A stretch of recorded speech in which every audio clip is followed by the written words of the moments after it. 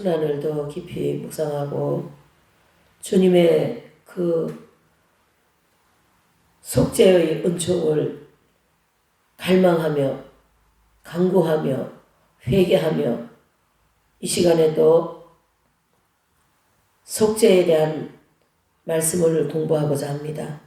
주님께서 함께하여 주시고 성령으로 이 시간에 온전히 주장하여 주셔서 이 말씀을 통하여 위대하고 우리의 죄를 모두 다 사하시는 이 위대한 십자가의 사건을 아버지여 성경을 중심으로 오늘도 공부하게 해주시니 감사합니다. 이런 마음을 주셔서 감사드립니다. 이 말씀을 듣는 모든 분들에게 동일한 은혜를 내려주시고 놀라운 회개의 역사와 영원히 정결케 되고 회복되고 새롭게 되는 역사가 또한 부활을 기다리는 맞이하는 역사가 있게 하여 주시옵소서. 모든 걸 주님께 감사드렸고 귀하고 복되신 예수님의 이름으로 기도 올리옵나이다. 아멘. 네, 이제 오늘부터 우리 사순절 순환 주간을 지금 보내고 있는데요. 이 순환 주간에 이제 예수님이 이제 붙잡혀 가시는 그 이제 날이 목, 금, 토 이렇게 되는 거죠. 그래서 이제 붙잡혀 가는 시간, 오늘은 이제 예수님이 잡혀가시는 그런 날이죠. 네, 그래서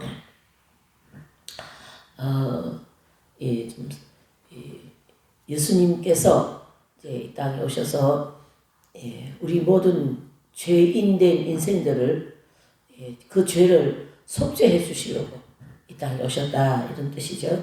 그래서 세 번의 시간을 걸쳐서 이 속죄에 대한 제가 목감기가 약간 와가지고 속죄에 대한 진리를 우리가 다시 한번 공부하면서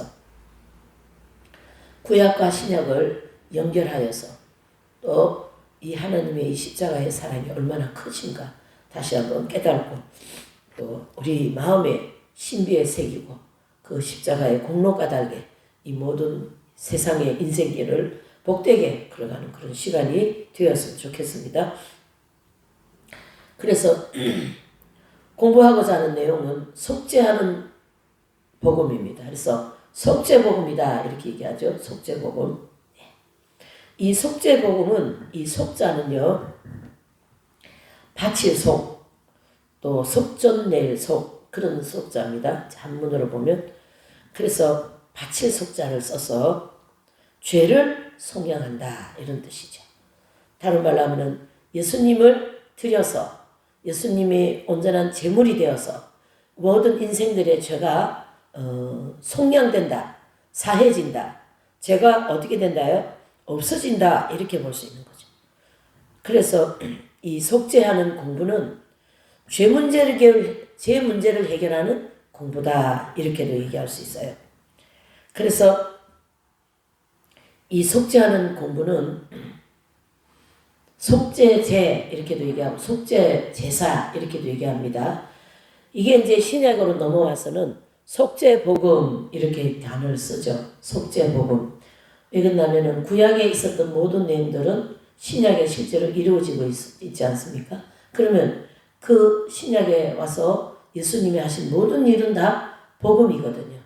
그래서 예수님께서 하신 그 모든 일이 복음으로서 최고로 핵심적이고 그런 노란자이보다 더 중심적인 그러한 복음 중의 복음, 속죄복음이다. 이렇게 제목을 붙일 수가 있는 거죠. 그래서 기독교의 핵심 교리다 이래 볼 수 있어요. 기독교에서 이 속죄복음이 빠지면요, 그거는 아무 소용이 없어요. 예, 오히려 그 불수세기 같은 그런 거는 뭐 잠깐이라도 넣어서 불수세기라도 쓸 수 있지만 이 복음에 속죄복음이 빠지면 아무 쓸모가 없어요. 아무 유익이 없습니다. 그냥 일반적인 그런 인문학적인 그런 정도밖에 안 된다고 보셔도 돼요. 왜? 속죄복음이 빠지면 그렇다 이런 뜻이에요. 그만큼 기독교에서 또 이 성경에서 얘기하고 있는 이 속죄의 복음은 굉장히 중요하고 모든 인생들의 죄를 사하는, 속죄하는, 속량하는 그러한 복음이다 이런 뜻이죠. 그래서 우리가 계시록 2장 3장에 보면 7교회를 통하여서 하나님께서 이기는 자에게는 어떤 복을 주시겠다 이런 이제 12가지의 복을 주시겠다 이렇게 얘기하고 있거든요. 근데 그 12가지의 복 중에 가장 핵심적인 복, 가장 중요한 복이 뭐냐면 흰옷 입는 복입니다. 그 흰옷 입는 복은 예수님의 보혈의 은총에 힘입어서 이 신앙생활이 일생 동안 열심히 회개하고 정결케 하고 회개하고 또 정결케 하고 그러한 모든 시간을 통틀어서 마지막 주님이 주시는 은총이 흰옷 입는 거거든요. 그래서 그 흰옷 입는 것은 뭐라고 하냐면 거룩하게 되었다 이렇게 얘기합니다. 그래서 이제 계시록에는 옷이 3가지가 나오는데 자기옷, 또 세마포, 흰옷 이렇게 3가지 나오거든요. 그러면 거기에 나오는 3가지 옷 중에 자기옷은 우리의 행실을 가르치게 합니다. 포악하고 혈기내고 미워하고 시기하고 막 폭언을 쓰고 이런 우리가 남을 미워하면서 하는 말 있죠. 그게 다 뭐냐면요. 폭언에 해당됩니다. 폭언. 폭력은 이 행실로다가 막 이렇게 몸으로 움직이면서 폭력을 하는 거라면 폭언은 말로다가 하는 폭언이죠. 아주 무섭습니다. 그 폭언을 통하여 사람들을 많이 죽이고 상처 주고 그렇게 이제 하는 죄이죠. 그게 바로 혈기에 들어가고 또 교만에 들어가는 그러한 죄들에 통해서 나오는 내용들입니다. 그러한 행실들을 다 깨끗하게 씻고 난 다음에 완전히 거룩하게 되었다라는 그 단계에 들어왔을 때 하나님께서는 이 죄를 속량하는 이 복음, 이 속죄의 복음이라고 하는 이 말씀, 이 십자가의 능력, 보혈의 능력으로 이제 그 사람이 가지고 있는 그 죄를 뽑아주는 거예요. 원죄라고 할 수 있죠. 우리가 아직까지 교회 다니면서 죄 짓고 지금 제 마음 같으면요. 모든 사람들이 다시 한번 이 속죄의 복음을 공부했으면 좋겠어요. 왜 그런가 하면요. 우리가 이 죄에 대하여서 너무 흐리게 돼 있어요. 생각도 흐리고 마음도 흐리고 양심도 어둡고 그래서 죄를 짓고도 그만큼 심각하게 생각하지 못하고 있어요. 어두워서. 그럼 이런 말씀을 통하여 우리의 양심을 다시 한번 밝히고 우리의 생각을 다시 한번 재정립하여서 죄에 대하여 예민하고 속죄에 대하여서 더 열심히 의지하여 회개하는 생활을 해야 된다 이런 뜻이죠. 그렇게 하는 것이 자기 옷을 빠는 거니까요. 그래서 이 죄로는 우리 이제 이 앞에 있는 과목들 보면 죄론이라는 과목이 있는데요. 그 죄에 대하여서 아주 집중적으로 공부하였어요. 7가지 죄악성이죠. 교만, 태만, 아집, 질투, 또 음란, 또 포악, 거짓 이런 죄들이 우리 속에서 언제나 도사리고 있습니다. 독보석같이 도사리고 있죠. 기회만 주어지면 그 죄가 막 그냥 활동을 엄청나게 많이 합니다. 그러한 이제 죄를 이 속죄하는 하나님의 놀라운 복음을 통하여 다 정결케 된다 이렇게 하는 거죠. 그래서 다 정결케 되고 난 다음에는 이제 하나님께서 사대교회 그 성도들에게 입혀주신 옷처럼 흰 옷을 입혀주면 이제 너가 죄로부터 해방되었다. 그러면서 흰 옷을 그 표적으로 입혀주시는 이치가 주어지는 거죠. 또 우리가 이 생활 속에 어두움에 속한 행실이 많습니다. 육적인 행실이라 그러죠. 우리는 영혼을 가지고 있고 육신을 가지고 있는 영육간에 이런 얘기하죠. 영육간에 강건하기를 빕니다. 영육, 즉 육은 육이요 영은 영인데 영으로서 밝은 빛 가운데 살아야 되는 거죠. 영적인 삶은 성경적인 삶이에요. 세상을 마귀를 그치고 살아온 환경을 싸워서 이기는 그러한 삶이 바로 영적인 삶이다. 미운 마음을 미워하지 않으려고 노력하고 포근을 하고자 하는 마음이 있을 때 포근하지 않으려고 하는 노력하는 그러한 싸움이 영적인 싸움이고 밝은 빛으로 나가고자 하는 삶이다. 이래 볼 수 있는 거죠. 나와 같지 않은 사람도 사랑하고 원수도 사랑하고 나와 같은 사람도 사랑하고 그렇죠. 나와 같은 사람을 사랑하기에는 어떻습니까? 그냥 일반 교회 안 믿는 예수님 안 믿는 사람들도 나와 같은 사람은 나하고 코드가 맞으니까 사랑할 수 있어요. 그러나 나하고 코드가 안 맞는 사람은 사랑하는 것이 그리 쉽지가 않습니다. 그러나 육신의 그러한 모든 세력을 우리가 극복하고 십자가에 못 박고 어떻게 해요? 그 반대적인 나와 같지 않은 사람 오히려 사랑하려고 기도하고 노력하는 것을 하나님은 굉장히 기뻐하시고 그런 생활을 하나님께서는 밝은 빛 가운데 살아간다. 이렇게 볼 수가 있는 거죠. 그렇게 살지 못하는 것에 대하여서 우리가 열심히 뭘 해야 될까요? 이제 회개해야 되겠죠. 예. 그래서 자기 옷을 정결하게 빠는 이 모든 시간들은 회개하는 시간이다. 이렇게 볼 수가 있는 거죠. 그 회개하는 시간이 결과적으로 영적인 삶이고 그 영적인 삶이 결과적으로 밝은 빛 가운데 사는 삶이다. 이렇게 볼 수가 있는 거죠. 그래서 이 죄와 정욕이라고 얘기합니다. 그래서 성경에는 육신의 사람, 그 다음에 영의 사람, 그렇죠? 그래서 정과 욕심을 십자가에 못 박았느니라 이렇게 얘기하고 있어요. 이 정과 욕심은 정욕에 관계되는 모든 것을 가르치게 합니다. 명예욕, 수면욕, 성욕, 무욕, 또 혈육 간의 애정, 남녀 간의 애정, 친구 간에 대한 애정, 사물에 대한 애정, 예, 이런 모든 애정과 욕망들을 가르쳐서 정욕 이렇게 얘기하죠. 그런 삶을 추구하고 그대로 살아버리면 그것을 육적인 행실 또는 어둠의 행실이다 이렇게 얘기합니다. 이러한 육적인 행실과 어둠에 대한 행실 또는 그 이제 죄에 지배받아 태만성 또 거짓성 포악성 시기죄 또 교만함 예, 음란함 이런 죄에 마음으로라도 지은 그런 죄라면 이 예수 그리스도의 십자가에 이 흘려놓으신 보혈로 깨끗하게 씻어야 된다. 그런 뜻이죠. 그래서 말 그대로 속죄, 그렇죠. 속자는 속량할 속자라고 그랬잖아요.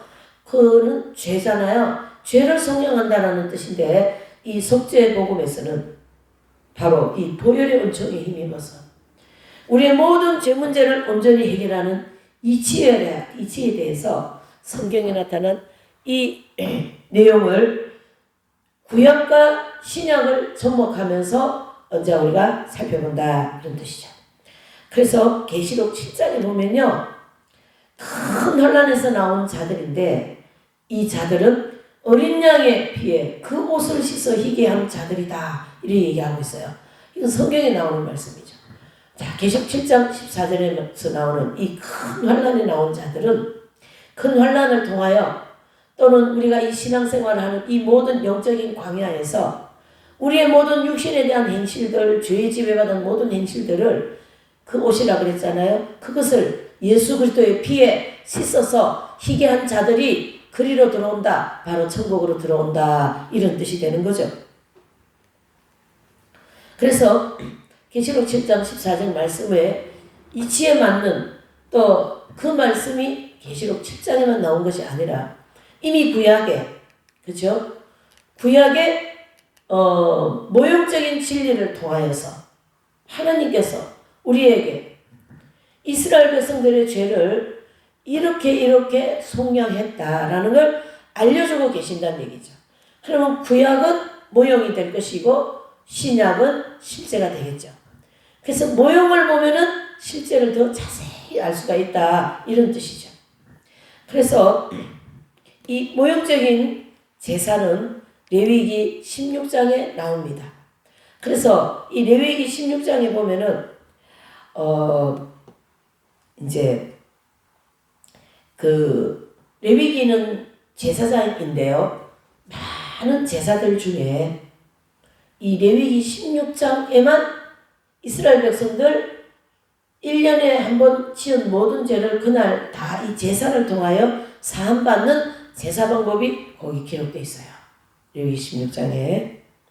그래서 우리가 이제 이 속죄의 복음을 공부할 때 이 레위기 16장을 먼저 모형적으로 공부를 하고 그 다음에 두 번째로는 실제적으로 나오는 이제 예수님이 어떻게 속죄의 제사를 드리셨나라는 것을 그 히브리서에 보면은 이래저래 좀 기록이 되어 있는데 히브리서의 기록은 좀 산발적으로 되어 있기 때문에 그것을 이렇게 정리하기가 좀 산발적이에요. 그러나 이 모형적인 진리라고 하는 이 레위기에서 제사하는 이 방법을 그대로 이제 히브리서에다가 적용하면 순서가 딱딱 맞아서 예수님이 드려주신 제사가 얼마나 이 엄청난 제사인가라는 걸 알 수가 있습니다. 자, 그래서 이 속죄복음을 알게 되면 하나님께서 우리 죄인들을 구원하시는 이 사업을 얼마나 중요하게, 얼마나 신중하게, 얼마나 오랜 시간 동안 이 속죄의 복음과 또는 그 이제 구원 사업을 준비해 오셨는가를 알 수가 있어요. 예. 그래서 왜 하나님께서 이렇게 인생들을 속죄해야 되고 왜 이 길고 긴 세월 시간을 약 한 창세기부터 시작해 약 한 6,000년 동안의 시간을 할애해서 이 엄청난 속죄의 복음을 이제 준비하셨는가? 그것은 우리 인간이 타락한 그러한 내용을 먼저 보고 그리고 하나님의 속죄하시는 이 방법을 이제 보게 되는 거죠. 그것이 레위기 16장인과 히브리서에 기록되어 있습니다. 그래서 이 속죄복음을 우리가 바르게 깨닫게 되면요. 죄가 무엇인가를 정확하게 알게 되고 또 죄를 통하여서 그 근원과 죄에 대한 구체적인 이제 사실을 알게 되고 그 사실을 알게 되면 이 속죄의 복음 아니면은 이 예수님이 십자가에서 돌아가 주신 이 사건이 얼마나 중요하고 나한테 없으면 안 되고 먹는 게 없어도 입을 게 없어도 집이 없어도 가정이 없어도 자녀가 없어도 이 속죄의 복음은 나한테 있어야 된다. 속죄의 복음을 절대 놓치면 안 된다. 그거를 알게 될 거다라는 거죠. 무엇을 알면요. 우리 인간의 타락과 이 엄청난 죄에 대해서 알게 되는 말이죠. 그래서 우리 인간은 창세기 3장에 가서 볼 때에 에덴 동산에서 하나님이 그 많은 아름다운 자연과 그 모든 것을 만들어 놓으시고 이제 아담과 하와에게 이거를 어떻게 주시면서 다스리고 번성하고 충만하라 이런 엄청 큰 축복을 주셨어요. 그리고 거기다가 계명을 하나 주시죠. 그 계명이 바로 뭐냐면 동산 중앙에 있는 모든 과실은 따먹되 저 중앙에 있는 선과 악을 알게 하는 저 나무 과실은 따먹지 말라라는 이 에덴 동산에서부터 첫 번째 계명을 주신 거예요. 하나님은요 우리 인생들을 부르실 때 반드시 부르심과 함께 뭘 주시냐면 계명을 주세요. 법을 주신다는 얘기죠. 그래서 하나님 나라에 들어오려고 하는 사람은 이런 법을 이리 지키고 이 법을 다 지킬 때 이 나라에 들어올 수 있다. 이걸 가르쳐 주신 거거든요. 그래서 에덴 낙원에서도 제일 최초로 주어진 법이 바로 뭐냐면은 선악과 따먹지 말라는 법이었어요. 그래서 그 선악과를 따먹지 말라고 이제 법을 주셨는데 그 에덴 동산에서 최초의 하나님 손으로 빚어진 아담과 하와는 하나님의 말씀을 소홀히 여기고 예사롭게 여기고 중요하게 여기지 않아서 하나님 말씀을 거역하고 그만 그 에덴 동산에 있는 그 선악과를 알게 하는 그 선악과의 열매를 따먹게 되는 거죠. 이 사실은 불신자들도 다 알 정도로 알고 있는 사실입니다. 그러므로 하여 우리는 어떻게 됩니까? 우리의 영혼에 우리의 육체에 죄의 모든 뿌리가 박히게 되었다 이런 거죠. 그래서 우리는 이 죄의 뿌리가 박혀져 있는 죄인이 되었다. 죄인은 바로 오는 게 뭐냐면 불행입니다. 그런 불행이 막 오게 되죠.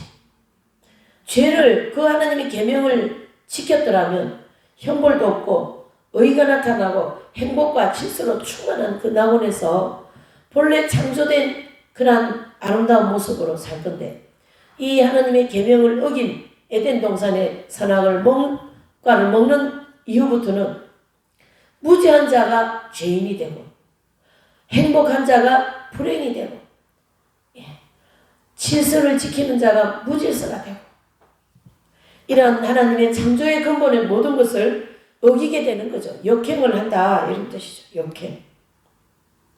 그래서 죄의 근원은 바로 이 에덴 낙원에서부터 선악과를 따먹으면서부터 시작되는 게 이제 죄인들의 그 불행이 시작이다 이렇게 되는 거죠. 그래서 에덴 낙원에서 뱀을 통하여 사단이 유혹을 하였을 때 하나님 말씀을 거역하고 선악과를 따먹었기 때문에 에덴 낙원에서는요 하나님의 의와 또 행복이 충만한 의가 있다라는 거죠. 그렇기 때문에 죄인은 거기 있을 수가 없어요. 그래서 쫓겨나야 됩니다. 그래서 에덴 낙원에서 쫓겨나게 되는 거죠. 이렇게 하나님은 이제 어떻습니까? 쫓겨날 수밖에 없는 그 인생을 향하여 하나님은 어떻게 해요? 이미 그때부터 이 인생들을 위하여서 내가 다시 구원을 시켜야 되겠다. 다시 죄로부터 해방시키는 일을 해야 되겠다. 그 마음을 먹지 않습니까? 예. 그래서 그 에덴 낙원에서 쫓겨날 때 어떻게 합니까? 하나님께서 가죽옷을 입혀가지고 쫓아내지 않습니까? 나무잎을 입고 나오면은 한낮을 해가 지나면 나뭇잎이 다 말라가지고 그게 옷이 되겠습니까? 그러나 하나님은 내가 너희를 다시 회복하여서 이 에덴 낙원에 불러들이리라. 이런 하나님의 놀라운 사랑을 통해서 그 계획을 통해서 가죽옷을 입혀가지고 거기서 쫓아내지 않습니까? 예. 그래서 창세기 2장 16절 17절에 보니까 이 하나님 명령을 거역하고 어떻게 해요? 내가 동산 각종 나무의 실과는 내가 임의로 먹되 선악을 알게 하는 나무의 실과는 먹지 마라. 먹는 날에는 정녕 내가 죽으리라. 그렇게 얘기했습니다. 이렇게 우리는 죄와 죽음을 가지고 이제 에덴 낙원에서 쫓겨나서 이 죄악 세상에서 불행한 일, 눈물, 고통, 아픔, 병, 이런 가난, 이런 온갖 고통 속에서 시달리면서 살아가고 있습니다. 그래서 우리 인간의 조상이라고 할 수 있는 아담과 하와는 그 사단의 유혹에 넘어가서 선악과를 따먹고 그냥 범죄하는 바람에 우리의 영혼의 깊은 곳에는 원죄의 뿌리를 내리게 되고 우리의 모든 육체와 우리 영혼에는 죄의 어떻게 해요? 한 곳도 성한 곳 없이 죄가 덩어리가 되어버렸어요. 그걸 가르쳐서 원죄를 가지고 있는 인간, 죄인 내지는 죄인들 이렇게 얘기하죠. 네. 그래서 쫓겨나게 된 거예요. 그래서 예. 자, 이 원죄는 어떻게 들어왔습니까? 에덴 동산에서 아담과 하와가 하나님 명령을 어기고 선악과를 따먹는 순간에 우리의 심령과 육체에 뿌리를 내린 그런 죄성이다. 이렇게 정돈해 볼 수가 있는 거죠. 그래서 이 죄성은 원죄는 죄의 뿌리. 죄의 뿌리는 7종 죄악성 이렇게 7가지라고 그래가지고 7종 죄악성, 죄가 성질이 악하다 해서 악자를 써서 죄악성. 그래서 이 죄악성은요, 성질이요 아주 악합니다. 해서 마귀의 성질 이렇게도 얘기하죠. 마귀의 성질. 그래서 그 마귀의 7가지의 성질은 바로 교만, 대만, 음란, 아집, 질투, 포악, 거짓 이렇게 7가지로 나눌 수가 있다라고 알게 되었습니다. 그래서 우리는요, 이 원죄 때문에 죄를 짓지 않으려고 해도 죄를 지을 수밖에 없는 아주 연약한 인간이 되었죠. 그래서 인간은 마귀의 지배를 받아 범죄할 수밖에 없는 존재가 되어버렸고 또 마귀의 노예가 되어버렸다라는 거죠. 내가 잘 먹고 내가 잘 되면 되는 거예요. 내가 안 되고 저 사람이 되고 내가 하고 싶은 거를 저 사람이 한다. 나는 잘 안 되는 것 같고 저 사람이 잘 되는 것 같다. 그러면 우리 속에서 뭐가 나옵니까? 시기와 질투가 막 불릴 듯 막 그냥 지옥이 막 안에서 난리가 납니다. 그게 바로 마귀의 노예가 되어진 증거이죠. 그래서 원죄를 가진 사람들이 사는 이 세상은 살인과 폭력과 전쟁과 음행과 사기와 이거보다 더 많은 불행한 일들이 이 세상에 홍수를 이루고 살아가는 그러한 죄악 세상이 되었다 이런 뜻이죠.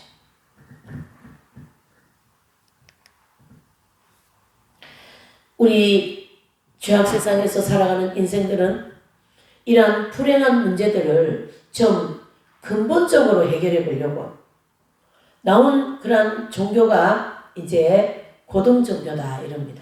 우리 기독교는 사실 엄밀하게 얘기하면 종교라고 얘기할 수가 없습니다. 그러나 종교라는 그 얘기를 꼭 하고 싶으면요, 은총의 종교 이렇게 얘기해도 됩니다. 자, 무슨 얘기냐 하면요, 그것은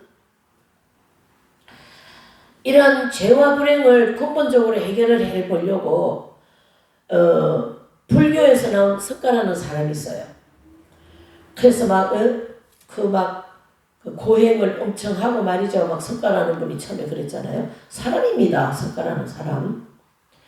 이런 사람들이 막 고행하고 막 이렇게 이제 하면서 만들어진 종교가 불교 또는 공자. 이 공자는 정말로 이 부모를 공경하고 예의 바른 삶을 살아야 된다고 이분은 외치지 않습니까? 그렇게 이분이 사상을 가지고 나온 분이 유교를 만든 거죠. 네. 그 다음에 마호메스라는 사람은 회교를 만들고 많은 철학자들이 나와 있어요. 지금도 많지만은 예수님 당시에는 더 많은 철학자들이 있었어요. 왜 그러냐면 예수님이 오시기 전부터 이 인간이 어디서 왔고 어디로 가느냐 이런 어떤 근원적인 본질적인 거를 연구하고 탐구하고 그런 학문을 닦는 사람들이 철학자들 아닙니까? 그런 학문을 닦으면서 계속 어떻게 해요? 학문을 연구하고 인간의 본성을 연구하고 한 그런 사람들이 소크라테스, 플라톤 이런 철학자들이 많이 나오게 된 것이죠. 그래서 이러한 분들이 나와서 자기 사상을 펼쳐서 만들어진 게 불교, 유교, 또 회교, 그렇죠? 이러한 수많은 종교가들이 또 교를 만들고 또는 철학자들이 그러한 사상을 세상의 모든 사람들한테 펼칩니다. 그래서 이 석가라든가 공자라든가 마호메스 이런 사람들은요, 굉장히 그 고행을 많이 하고 계율을 준수하고 막 산에 이렇게 입산수도해서 이제 수많은 방법을 통하여서 그런 방법을 통하여 자기 속에서 일어난 이 죄들을 좀 해결해 보려고 했다 이런 뜻이죠. 그 사상연구소에서 나온 큰빛 큰지혜 책이라는 책이 있어요. 큰빛 큰지혜라는 책이 있는데 그 책에서 인용한 내용인데요. 이런 말이 있어요. 사탄이여 어서 오시옵소서. 나는 당신을 존경하며 예배합니다. 이런 단어가 나온다는 얘기예요. 자, 이 말은 뭐냐면 이 성주 스님이라는 분이 계신데 이 성주 스님이라는 분은 아마 절에 나가는 분들은 다 어느 정도 아시고 고승 중에 한 분이죠. 그런데 이분이 이제 그 입산수도에서 이제 그 고행하는 그런 생활을 이제 보면요. 8년 동안 그 자기가 있는 그 집 주변에 울타리를 쳐놓고 아무 사람도 들어올 수 없도록 인적을 다 끊어버리고 혼자서 이 가부장적인 자리를 다 들어가지고 앉아서 그렇게 막 고행을 엄청 한 거죠. 네. 그래서 이 고행을 하는 이유는 바로 뭡니까? 내 속에서 일어난 이 죄들을 좀 어떻게 좀 해보려고 그렇게 막 하는 거죠. 그런데 이 불교나 유교나 회교나 이 철학자들이 만들어놓은 이런 종교들에서는 죄 문제 해결할 수 있는 길을 찾지를 못했습니다. 그래서 이 성철 스님은 자기가 돌아가실 때 직전에 이런 말을 했다 하잖아요. 무슨 말을? 내가 많은 인생들한테 큰 죄를 지었습니다. 왜 그런가? 자기는 지금 자기 이 속에는 그 산 이름이 수비산이었나 봐요. 그 수비산에 그러니까 자기 속에 있는 이 죄가 이 수비산을 덮어도 못할 정도로 죄가 많다. 이런 고백을 하면서 돌아가신답니다.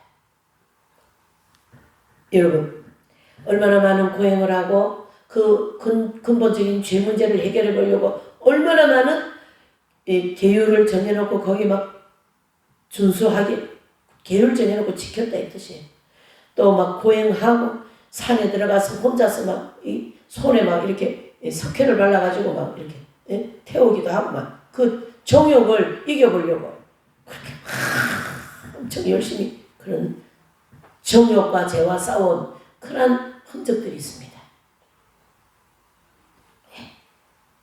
그러나 결과적으로 보면 아무리 그렇게 인간의 노력으로 고행하고 계율을 준수한다 할지라도 무엇을 해결 못했어요? 죄 문제를 해결하지 못했다라는 거죠.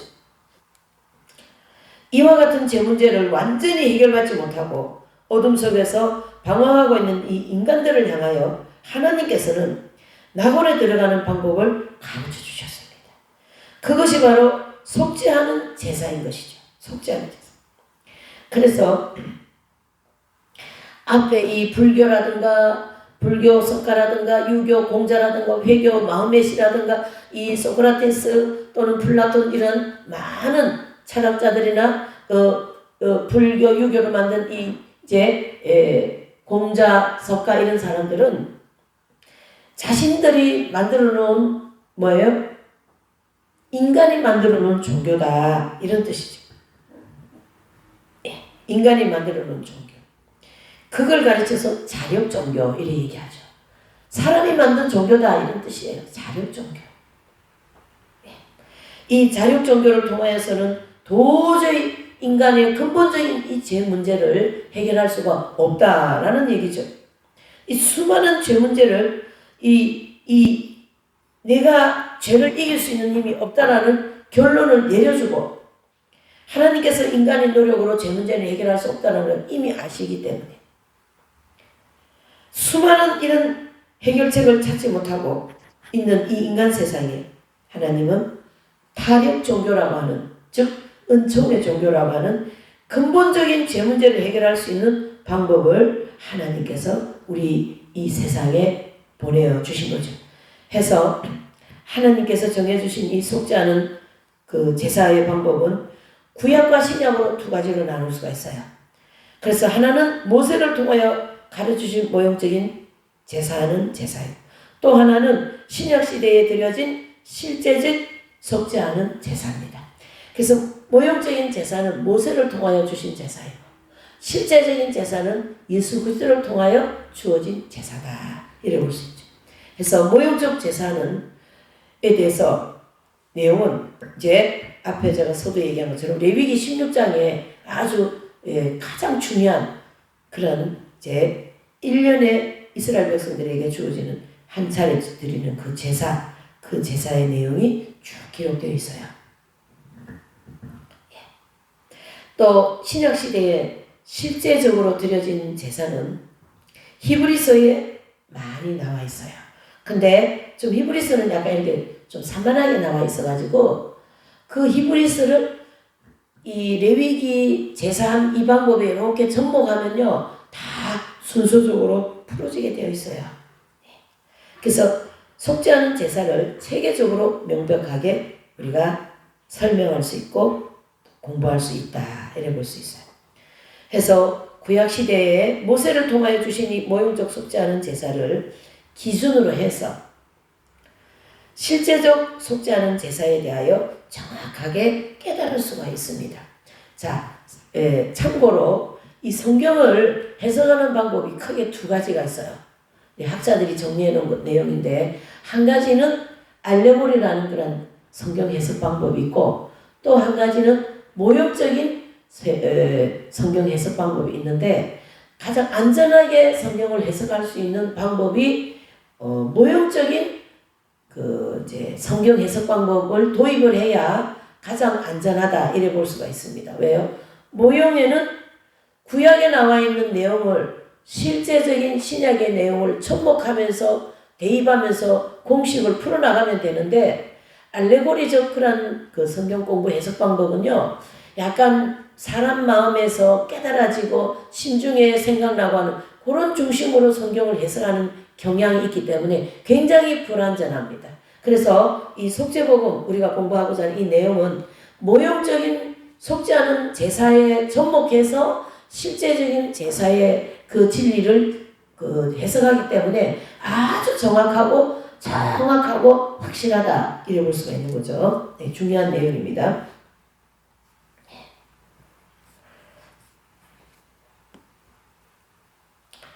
자, 그래서 구약 성경에 보면 제사하는 종류가 여러 종류가 있어요.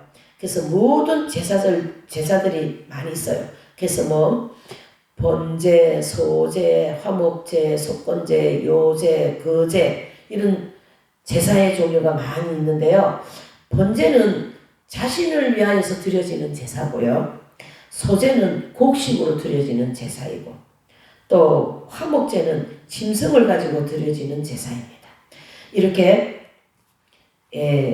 구약에 모세를 통하여 드려진 제사가 여러 가지의 방법이 있는데, 이 레위기 16장에 나온 이 이스라엘 백성들에게 이제 드려지는 이 제사는 대속죄일 제사다 이렇게 얘기합니다. 대속죄일 제사. 그래서 이 대속죄일 제사가 가장 중요한 이유는요, 이스라엘 백성들이 1년 동안 지은 모든 죄를 그날 그 제사를 통하여 다 사함을 얻는 아주 중요한 제사입니다. 그래서 그 제사는 앞에다가 큰 대자를 써서 대속죄일 제사다 이렇게 얘기하는 거죠. 그래서 성막과 뜰을 이제 성막이 있고 뜰이 있으면 가장 중요한 장소가 어디냐면 하나님의 보좌, 즉 그 하나님의 보좌 그 자리잖아요. 보좌 그 자리가 속죄소거든요. 그래서 하나님의 보좌가 있는 장소는 어디냐면은 이제 지성소에 있죠. 지성소에. 그래서 속죄소가 있는 지성소에 이 대제사장이 이렇게 들어가셔가지고 피를 뿌리는 제사이기 때문에 굉장히 중요한 제사입니다. 이와 같은 대속죄일 제사는 바로 제 문제를 해결하시는 하나님의 방법을 종합적으로 보여주는 모형적인 제사이죠. 그래서 이스라엘 백성들이 매년 매 7월 10일 날 드려지는 제사인데, 이 제사가 바로 대속죄일 제사입니다. 해서 이 7월 10일 날 드려지는 이 제사는 원죄와 자범죄 문제를 완전히 해결하는 방법에 대하여서 모형적으로 보여주고 있다고요. 우리가 죄에 대하여서 굉장히 무지하고 또 굉장히 막연해요. 정확하게 성경적으로 우리 죄인들을 비춰보면요, 원죄와 자범죄를 짓는 사람들입니다. 원죄는 근원적인 죄의 뿌리가 이제 창세기 3장부터 들어왔고, 그 죄로 인하여서 우리가 어떻게 합니까? 원죄 때문에 기회가 주어질 때 죄를 자꾸 짓는다. 그게 바로 자범죄인 거거든요. 행실로, 폭언으로, 생각으로, 표정으로, 얼굴로, 이런 모든 통로를 통하여 우리는 죄를 짓는 것을 자범죄라 한다. 그 근원이 어디서 나오는가? 바로 원죄에서 나온다. 이렇게 얘기하는데요. 참고로 우리가 기존에 지금 이렇게 보면 예수님을 믿으면서 세례받으면서 원죄가 다 없어졌다 이렇게 얘기하는데, 예수님을 믿으면서 이제 죄 용서함을 받을 수 있는 길이 열린 거예요. 그게 구원받은 초기 구원이다 이래 볼 수가 있는 거죠. 그래서 점진적으로 우리가 회개하면서 우리 영혼이 정화되면서 성화되면서 영적 성장을 이뤄나가지 않습니까? 그래서 이 속죄복음과 영적 성장은 굉장히 깊은 관계를 가지고 있어요. 레위기 16장 기록된 이 대속죄일 제사는요, 두 가지 제사로 볼 수가 있어요. 두 가지 제사. 그래서 이제 그 두 가지 제사인데, 하나는 속죄하는 제사이고 하나는 번제하는 제사입니다. 예. 그래서 이 번제하는 제사는 이제 그 속죄 제사는 제사를 드리는 거예요. 그래서 이 제사를 드림으로 그 앞에 주님 하나님 앞에 번제를 드리는 거죠. 그래서 이 두 가지 제사를 드려야만 제 문제가 완전히 해결되고 백성들이 여호와 앞에 우리가 완전하게 정결하게 되었습니다 하고 이제 하나님 앞에 고백하며 감사를 하는 거죠. 그래서 대속죄일 제사를 드리는 과정을 보면 그 제사를 드리는 제사 종류는 두 가지예요. 속죄제, 번제. 그 다음에 제사 드리는 그 이제 그 과정을 보면 두 종류로 되어 있는데요. 하나의 과정은 대제사장 자신을 위해서 드려지는 제사이고, 또 하나의 과정은 이스라엘 백성들을 위하여서 드려지는 제사입니다. 그렇기 때문에 그 자신을 위해, 그러니까 제사를 집례하는 그 제사장도 죄인이기 때문에 자신을 정결케 하고 그 제사를 집례해야 되는 거거든요.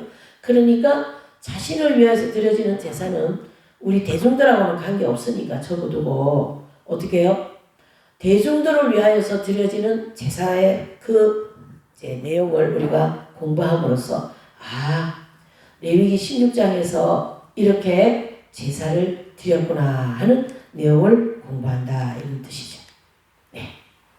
여기 이제 나왔죠. 이렇게 성막과 뜰이 이렇게 딱 배치가 되어 있으면, 뜰은 그 번제단이 있고 물두멍이 있고, 그 다음에 이제 성막 안에는 성소와 지성소로 나눠져 있는데요. 이 지성소 안에 하나님의 보좌가 있는데, 이 7월 10일 날 대속죄일 제사에 이 드리는 이 제사는 어디에 들어갑니까? 지성소 안에 들어가서 피를 뿌려야 되기 때문에 엄청 중요한 제사이죠.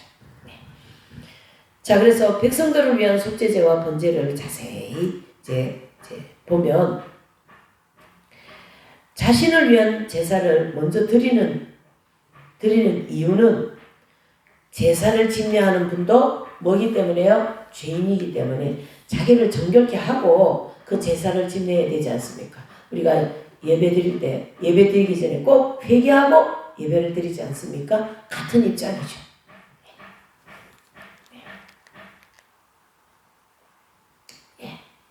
여기 이제 잘 정리되어서 나오죠. 대속죄일 제사는 두 가지 제사로 나눕니다. 속죄제와 번제로 나누고, 이 두 가지 제사를 다 드려져야만이 제 문제가 완전히 해결됩니다. 대속죄일 제사를 드리는 과정은 대제사장 자신을 위한 속죄와 번제가 있고요. 그 다음에 백성들을 위한 속죄와 번제가 있다라는 거죠. 이 둘 중에 제사 드리는 방법을 이스라엘 백성들을 위한 속죄제와 번제가 중요합니다. 왜 그러냐면요, 원죄와 자범죄 문제를 위해 완전히 해결하시는 하나님의 그 방법을 모형적으로 다 보여주기 때문이죠. 그래서 어떤 우리가 아파트를 하나 산다 그러면 그 아파트 안에 구조가 어떻게 생기고 뭐가 어디에 있는지를 알라 그러면은 그 이제 견본을 봐야 되지 않습니까? 그렇죠? 그래서 근본 하나 치워 놓는 거예요, 먼저. 그래서 거기 사람들이 그걸 구경하고, 주방이 어디 있고, 방이 몇 개 있고, 이런 걸 알고, 내 마음에 들면 이제 사고, 이런 거 있잖아요. 그게 이제 모델, 내지는 이제 견본, 이래 얘기하는데, 그와 같이 이 모형적인 방법을 보여주면서 실제적인 제사가 이렇다라는 걸 우리에게 알려주시는 거죠. 그래서 대제사장 자신을 위해 먼저 제사를 드리는 이유는 자신도 죄인이기 때문이다 이런 뜻이죠. 자, 그러면 이제 우리가 두 번째 모형적인 속죄하는 제사를 이제 한번 살펴보시죠. 이 모형적인 속죄하는 이 레위기 16장에 나와 있는 이 제사는 대속죄일 제사다. 이 대속죄일 제사 때 드려지는 제사는 몇 가지라고요? 속죄제와 번제, 즉 두 가지로 나눌 수가 있습니다. 그래서 속죄제는 자범죄와 원죄를 해결하는 은총을 준비하게 하기 위한 제사의 모형입니다. 그 다음에 이제 이 번제는 속죄제를 드려서 준비되어진 은총을 실제적으로 나한테 적용하여 정결케 하기 위한 제사의 모형입니다. 자, 준비되어진 저기 맛있는 음식을 내가 갖다 먹어야 되잖아요. 내가 목이 되게 마르는데 물이 저쪽에 있어요. 그러면 물을 제가 갖다 먹어야 되는 것처럼 예수 그리스도의 보혈이 한량없이 지금 저기서 폭포수까지 내려오는데 저걸 제가 그릇을 가지고 떠먹어야 되잖아요. 그 떠먹으러 가는 과정이 번제 드리는 과정인데 그게 바로 회개하는 과정이다. 이렇게 보셔야 되죠. 그래서 자범죄를 해결하는 은총은 바로 사죄 은총이라고 합니다. 이 사죄 은총은 우리가 매일매일 짓지 않습니까? 마음으로, 생각으로, 은행으로, 감정으로, 얼굴 표정으로 막 이렇게 죄를 짓는 이 죄들을 어떻게 해요? 예수님께 순간순간 주님 이 죄를 용서해 주시고 이 마음을 정결케 해주시고 이 더러운 생각을 정화시켜 주시고 예수 그리스도 보혈로 정결케 해주시라고 이렇게 순간순간 회개하고 걸어가면서 뭐 운전하면서 또 뭐 밥하면서 청소하면서 예 운전하면서 기도 너무 잘 돼요. 회개 기도 너무 잘 돼요. 이거 용서해 주시라고 그렇게 하면서 회개할 때에 이 사죄 은총이라고 하는 이 은총이 있잖아요. 이 은총에 내 죄가 그 감정이 더러운 마음이 정결케 된다 이런 뜻이에요. 요거에 굉장히 희박해져 있어요. 사죄 은총이 뭐냐 이런 얘기하는 사람도 있어요. 이 사죄 은총은 매일매일 우리가 짓는 죄에 대해서 용서받는 은총이고 또 성결의 은총이라는 이 죄는 은총은 원죄 즉 우리의 영혼에 깊이 뿌리 박고 있는 이 죄성을 해결하는 은총이기 때문에 성결 은총이다. 다른 말하면 영적 관련 은총이다. 이렇게도 얘기하는 거죠. 자, 이런 은총을 준비하기 위하여서 번제와 이제 속죄제를 드리기 위하여서 이제 제사를 드리기 위하여서 제물이 필요하겠죠. 제사에는 반드시 제물이 있어야 되니까요. 그래서 레위기 16장을 펴놓으시고 우리가 이제 보시면서 살펴보겠어요. 자, 레위기 16장 5절에서 10절의 말씀은 제물에 대하여서 얘기하고 있어요. 말씀을 기록해 놓고 있어요. 그래서 5절에 보니까 이스라엘 자손 중에서 속죄 제물을 위하여 수염소들과 번제물을 위하여 수염 하나를 지할지니라. 아멘. 그랬어요. 그래서 수염소가 몇 마리요? 2마리가 필요하고 여호와를 위한 속죄 제물 또 한 마리는 아사셀을 위한 속죄의 제물을 이제 이렇게 흠이 없고 온전한 것으로 준비해야 된다 이런 뜻이죠. 그래서 그 이제 레위기 3장 1절을 한번 보시죠. 여기 16장은 발표를 해 놓으시고요. 이제 레위기 3장 1절을 보실게요. 3장 1절 시작. 사람이 만일 화목제의 희생을 예물로 드리되 소로 드리려거든 수컷이나 암컷이나 흠 없는 것으로 여호와 앞에 드릴지니라. 뭐 없는 것으로 흠이 없어야 됩니다.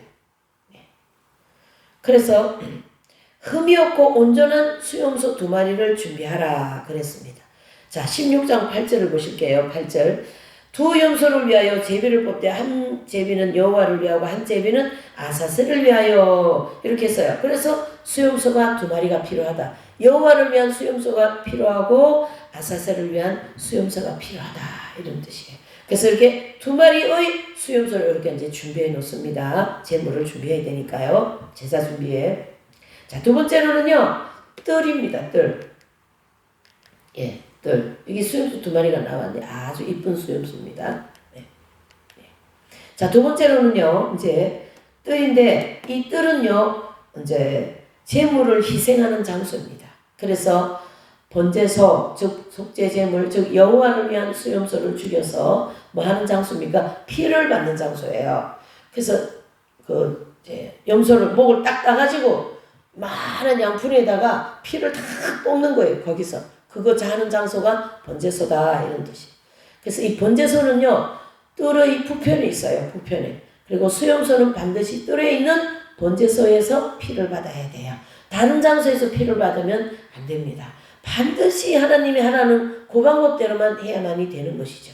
그래야 그것이 속죄의 제사가 되고 또 백성들의 죄를 사하는 그러한 효용이 있기 때문입니다. 자, 두 번째 번제물은요, 아사셀을 위하여서 준비되어진 제물이죠. 그래서 이 아사셀을 위하여서 준비되어진 제물은 이제 나중에 이제 한 제물은 피를 받는다면 한 제물은 이 광야에 있는 그 무인지경이죠. 거기다 그냥 버리고 오면 됩니다. 예. 그래서 뜰에서 안수하여서 백성들의 죄를 정가시켜서 아사셀을 위한 그 수염소에게, 그러면 대제사장이 그 수염소에게 지금 이 시간부터 이스라엘 모든 죄를 이 수염소에게 전가합니다. 안수합니다. 그러면 이 수염소는 그 시간 이후부터는 큰 죄덩어리가 되는 거예요. 이스라엘 백성들의 죄를 다 짊어져버렸죠. 그래서 죄는 어떡해요? 죽음이고 또 지옥으로 가야 되니까 이스라엘 백성과 또 성막이 없는 그 장소는 바로 지옥이거든요. 거기에 그냥 버리고 오면 됩니다. 네. 하나님 나라 들어올 수 없다라는 뜻이죠. 네. 자, 그 다음에 세 번째 제사의 준비가 레위기 3장, 16장 3절, 4절, 6절에 나오는데요. 3절을 한번 보실까요? 아론이 성소에 들어오려면 수송아지로 속죄 제물을 삼고 수양으로 번제물을 삼고 4절요. 거룩한 세마포 옷을 입고 속옷을 입으며 세마포 고유를 살에 입고 세마포 띠를 띠며 세마포 관을 쓸지니 이것들은 거룩한 옷이라. 물로 몸을 씻고 입을 것이며 6절 보실게요. 아론은 자기를 위한 속죄제에 수송아지를 들이되 자기와 혼속을 위하여 속죄하고 아멘 그랬어요. 그래서 이 16장 3절 4절 6절에는 대제사장이 준비되어야 됩니다. 왜? 제사 집례하는 사람이 필요하기 때문이죠. 그래서 아론과 그 자손들 중에서 선정되어야 돼요. 아무나 제사를 집례하면 안 됩니다. 그래서 반드시 아론의 후예들, 그 자손들을 중심으로 제사장이 선정되어야 됩니다. 그래서 대제사장은 먼저 자신을 위한 제사를 드림으로써 백성을 위한 제사를 드리는데 필요한 자격을 갖추게 됩니다. 그래서 뭘 입어요? 세마포 의관을 입는 거죠. 이게 관을 쓰고 또 세마포 옷을 딱 정제해서 제사장으로서의 모든 조건을 갖추는 거죠. 이렇게 이렇게 여기 이제 아주 화려하게 생긴 이 옷은 평상에 있는 제사장복이고요. 이제 이 제사장복을 이제 벗고 이렇게 거룩한 관을 쓰고 이제 옷을 이랬다 의관을 정제합니다. 이렇게 해서 거룩한 제사를 드리는 자격을 갖추었다 이런 뜻입니다. 네. 이렇게 이제 흰 옷을 입고 거룩한 이제 그 자격을 갖추고 들어오셔가지고 지성소로 들어가서 제사 드리는 거죠. 네. 그래서 이제 이 제사장이 만약에 들어갈 때 허리에 뭐 이런 방울 같은 거 아니면 옷 밑에 방울이 이렇게 옷술에 이렇게 달려 있어요. 제사장이 움직이면은 방울이 달랑달랑 소리가 나면 우리 제사장님이 지금 오늘 대속죄일 제사에 제사 드리러 들어가서 제사를 잘 드리구나 이렇게 생각해서 백성들이 밖에서 금식하고 막 기도하고 있는데 만약에 이 제사장이 잘못 제사를 드려가지고 그 안에서 죽거든요. 그러면 이 방울 소리가 안 나지 않습니까? 그러면 허리에 끈을 이렇게 묶어놓고 있다가 끈으로 이렇게 끌어내는 거예요. 왜요? 그 시체 데리러 들어가다가 자기도 죽으니까 그만큼 신중하고 중요한 제사입니다. 이 제사. 왜? 지성소에 들어가서 드려야 되는 제사이기 때문에. 예. 자.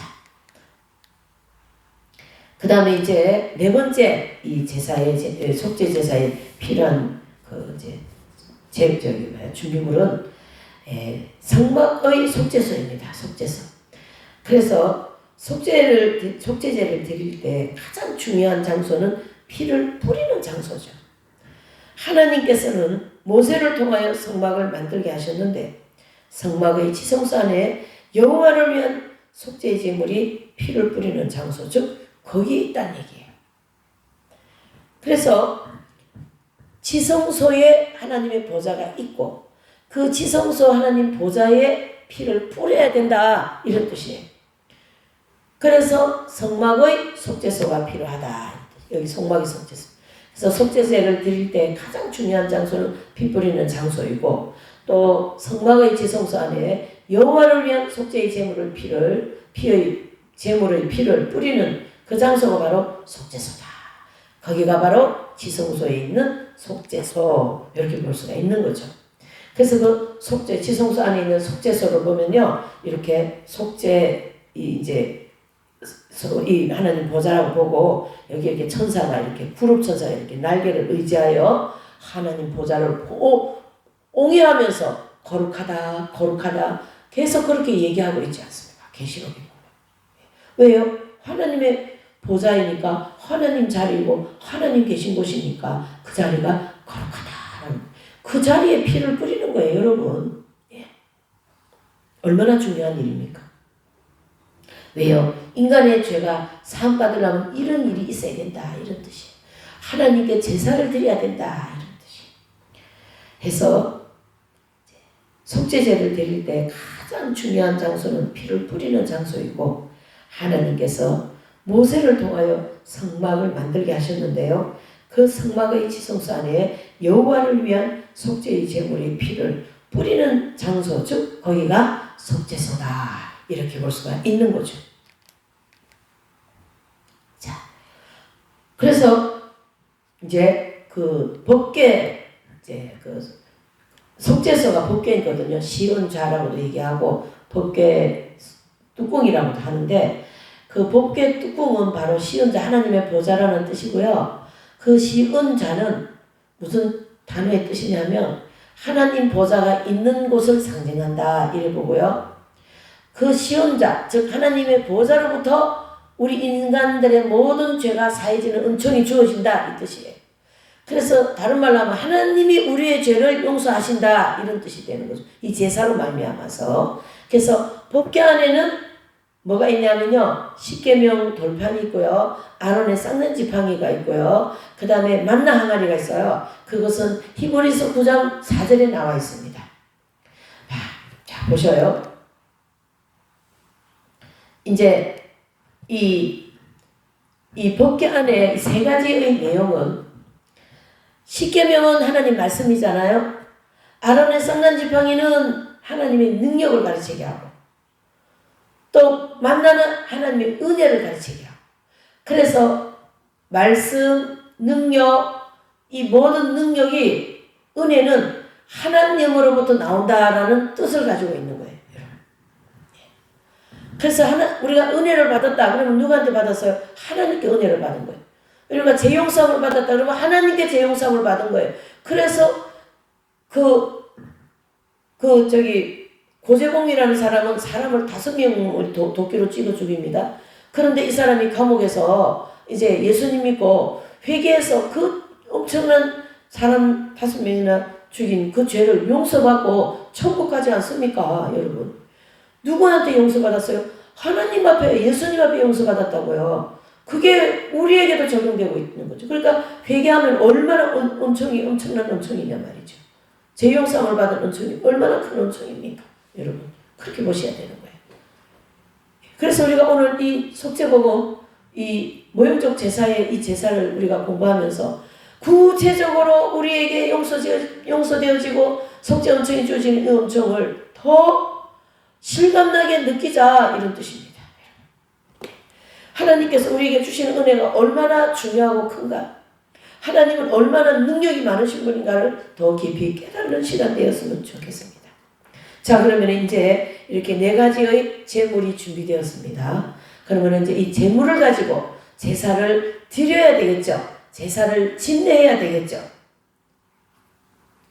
그래서 이 제물을 가지고 제사를 드리는 이제 내용을 보겠어요. 네. 자, 보시면 먼저 대제사장은 물두멍에서 물을 떠서 성소에 들어갑니다. 네. 그래서 아까 이제 그림에 볼 때 먼저 어땠어요?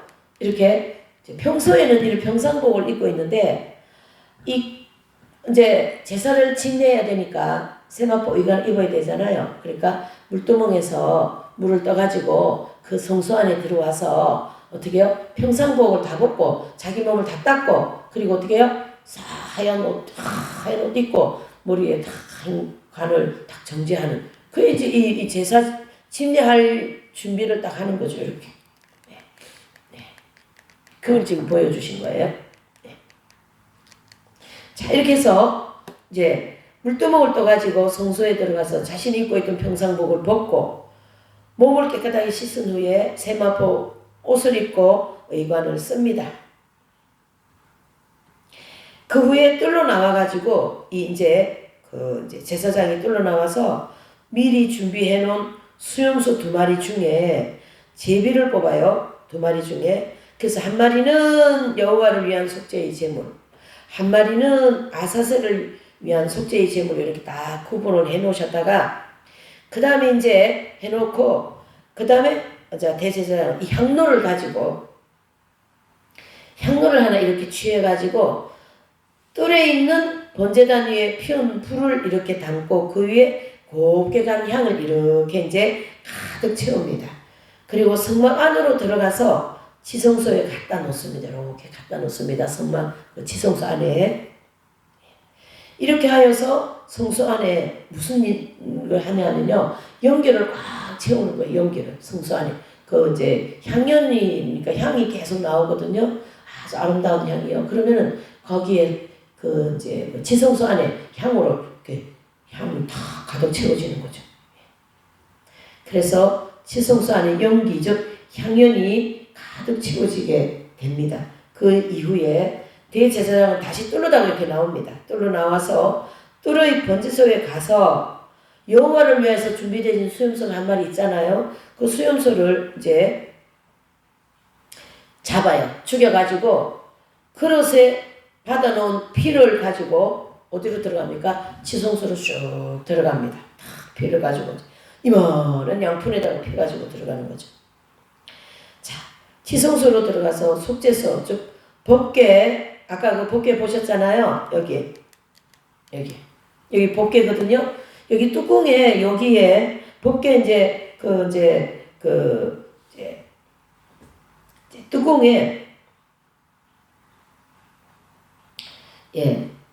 법궤 뚜껑 여기에 동편에 이스라엘 백성들의 자범죄를 위하여 피를 한번 쫙 뿌려요. 엄청 많이 뿌립니다. 한 번만요. 이렇게 퍼가지고 확 뿌리겠죠. 그리고 속죄소 앞부분 여기가 앞부분이 되겠죠. 이게 앞부분이니까 속죄소 앞부분에 이스라엘 백성들의 원죄 즉 죄성을 위하여 피를 7번 쫙 젖뿌립니다. 이렇게 7번 피를 뿌려요. 그러니까 막 피가 막 안에 막 지금 낭자하죠, 여러분. 나중에 나오겠습니다만은 피는 죄를 사하는 권세가 있거든요. 그래서 피는 피인데 바로 예수님 피여야죠. 흠이 없는 피여야죠. 실제 제사에서. 어쨌든 이거는 구약의 제사이니까 양을 잡아 이렇게 피를 쫙 쳐뿌리는 거예요. 그 후에 다시 뜰로 나와서 아사셀을 위한 수염소의 머리에 다 안수하는 거죠. 아버지 하나님이여 이 수염소에게 이스라엘 백성들이 1년 동안 지은 모든 죄를 전가합니다. 이렇게 안수기도를 한다고요. 그래서 모든 죄를 전가시킨 다음에 미리 준비된 사람을 시켜서 이 아사셀을 위한 용서를 하나님의 백성들이 없는 성막도 보이지 않는 광야의 무인지경으로 끌고 가 버리게 하시오. 이렇게 보내는 거예요. 그 후에 대제사장은 이제 물두멍에서 물을 떠가지고 성소로 들어가서 세마포 의관을 다 벗고 그 다음에 이제 몸을 깨끗하게 씻고요. 그리고 평상의복으로 갈아입고 뜰로 나오면 여기까지가 속죄 제사 드리는 과정이 끝입니다. 예. 예.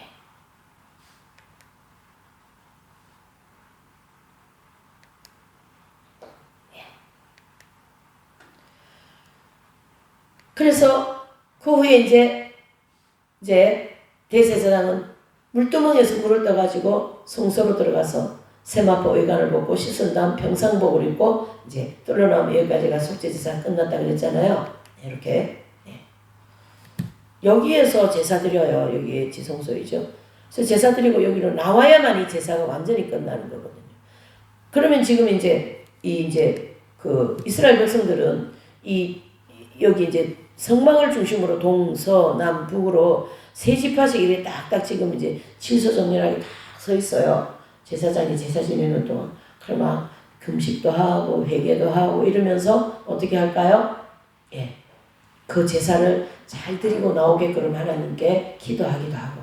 그래서 이스라엘 백성들이 이제 이 제사장이 속죄제사소에서 지성소에서 제사 다 드리고 나오면 이제 보이잖아요. 그러면은 우리 제사장님이 제사를 온전히 하나님 앞에 흠양할수록 잘 드리고 나왔구나. 그리고 하나님께 영광 돌리고 감사하며 이제 금식을 이제 풀고 음식을 먹고 이렇게 합니다. 왜요? 죄 용서함 받은 기쁨을 가지고 이제 그렇게 한다 이런 뜻이죠. 네. 자, 두 번째 이 제사가 번제가 하나 남았죠. 그래서 이제 모형적 번제, 이 제사는 제사 준비와 번제 드리는 과정입니다. 그래서 이 번제물 역시 흠없는 수양 한 마리여야 돼요. 이 제사 드리는 제물에 흠이 있으면 절대 안 됩니다. 그래서 흠없는 수양 한 마리. 요 또한 대제사장은 이 속죄제를 끝낸 후에 속죄제를 드릴 때 입었던 세마포 옷을 벗어놓고 자기가 입던 평상복을 입고 대제사장복이죠. 그것을 입고 뚫러 나와서 번제를 드리는 거죠. 이렇게 이 화려한 이 옷을 입고 번제 드리는 거예요. 평상복이요. 여기 옷 밑에 보면 이렇게 방울이 달려 있어요. 제사 드릴 때 방울이 딸랑딸랑 하는 거거든요. 그래서 이 대제사장은요, 번제물로 정해놓은 수양 한 마리를 번제단 위에 이렇게 올려놓고 불로다가 완전히 태우고 나면 그게 번제가 끝나는 거예요. 그래서 이스라엘 백성들은 속죄하는 모든 제사를 드렸기 때문에 여호와 앞에 뭐 한다고 인정받습니까? 주여 이제 정결하다고 인정받았습니다. 감사합니다. 그렇게 한다는 얘기죠. 이것은 모든 우리 성도들이 하나님의 낙원에 들어갈 수 있도록 죄 문제가 완전히 해결되었음을 보여주는 모형적인 진리입니다.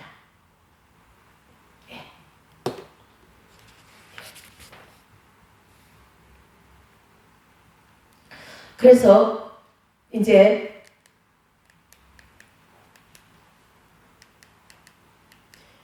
구약에 나타나는 이 모형적인 속죄제사는 이렇게 해서 이제 끝나는데요. 실제적인 속죄제사는 내일 금요일이잖아요. 금요일날 예수님이 십자가를 지고 골고다로 가시거든요. 그것을 우리는 더 연상하기 위해서 내일 이제 실제적인 제사를 내일 우리는 공부를 합니다. 오늘은 이렇게 구약의 레위기 16장에 나와 있는 모형적인 제사를 이와 같이 드리는 모습을 공부했고, 오늘은 여기까지 하고 내일은 실제 하는 제사를 공부하는 시간을 갖겠습니다. 잠시 기도하시겠습니다. 사랑과 은혜가 충만하신 하나님 아버지 감사합니다. 오늘 이제 고난주간 중에 목요일 이날 하나님 먼저 레위기 16장 모형적 제사를 통해서 얼마나 인생들을 향한 제사가 구체적인가, 얼마나 우리 죄를 사해 주시기 위하여 구체적이고 그 하나님 보좌에 그 엄청난 피를 한 번 피 뿌려 사제원종 7번 피를 뿌려 영적할 연총을 준비해 놓으신 내용을 모형적으로 보았습니다. 아버지여, 이제 내일은